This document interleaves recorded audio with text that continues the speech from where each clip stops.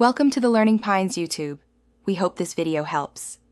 You begin by confirming prerequisites and taking the first practical steps. Install Xampp with Apache and MySQL, then open the control panel and start both services.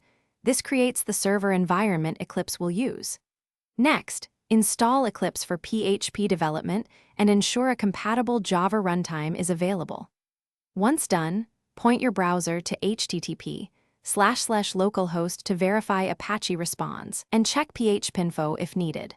These early checks save time later. Make sure paths and services are correct before moving on.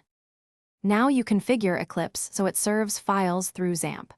Create a new PHP project and either set its location to Xampp htdocs or add a linked folder that maps into htdocs.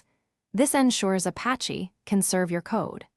Configure the PHP executable and include paths in Eclipse preferences, and set the project's encoding to UTF-8. Then add a server runtime. Define an external web server with the base URL http://localhost/project name and map the project path. Once done, finish by testing and configuring debugging. Enable Xdebug in PHP. In I, set the remote host and port, then restart Apache so changes take effect. Make sure Eclipse's debugger listens on the same port. Run your project from Eclipse to open it in the browser and set breakpoints to verify step-through debugging.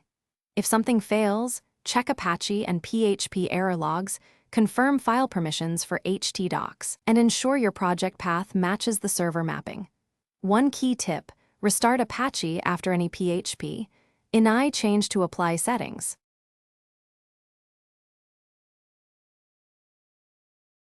Thanks for watching.